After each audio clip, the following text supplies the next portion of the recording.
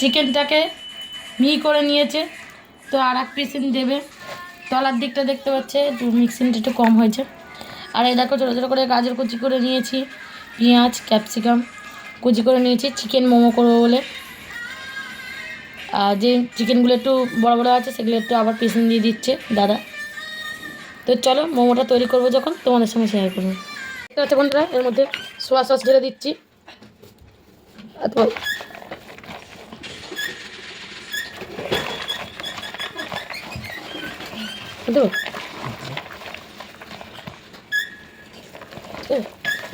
সোয়া sauce দিয়ে দিলাম বন্ধুরা, দেখতে পাচ্ছ চিলি সস দিয়ে দিচ্ছি। কেন কাঁচা লঙ্কা যদি দিই বাচ্চারা খাবে তো ওই জন্য।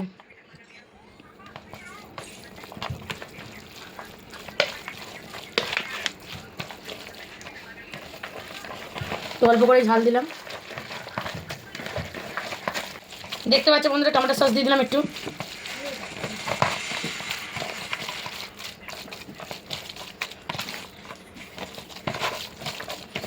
আর তার সঙ্গে দেখো একটু গোলমরিচ গুঁড়ো দিয়ে দিচ্ছি।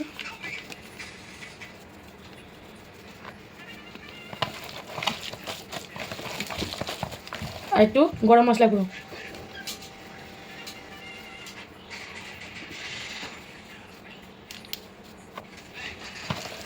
তো চলো তোমার দাদাভাই মেখে নিচ্ছে, দেখতেই পাচ্ছ।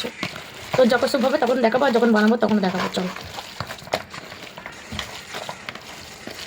বন্ধুরা, আগে থেকেই ময়দাটা তোমার দাদাভাই মেখে রেখে দিয়েছিল, রেস্টে দিয়ে দিয়েছিলাম।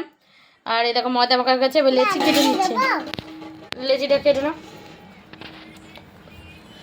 আর এই দেখো ছোটো ছোটো করে যেরকম ফুচকা ভাজার লেচি হয় সেরকমই লেচি কাটা হচ্ছে, তারপরে বেলে নেবো, তারপর পুর দেবো। চলো বন্ধুরা দেখতে থাকো।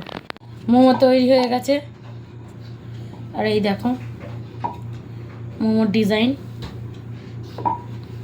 তো আমরা ঘরের পদ্ধতির মতনই করেছি, খুব একটা ভালো পারিনি, যেরকম মোমো বানাতে পারি তো সেরকমই মোমো বানিয়েছি বন্ধুরা। তো চলো ভিডিওটা দেখতে থাকো। দেখতে পাচ্ছ বন্ধুরা, মোমো আমাদের হয়ে গেছে, কমপ্লিট হয়ে গেছে মোমো। আর এই দেখো তার সঙ্গে চাটনি লাল লাল, আর এই দেখো স্টু, ঠিক আছে, স্যুপটা যেটা বলে, দেখতেই পাচ্ছ। এই দেখো তো চলো ভিডিওটি ভালো লাগলে লাইক কমেন্ট শেয়ার করে দিও। টাটা।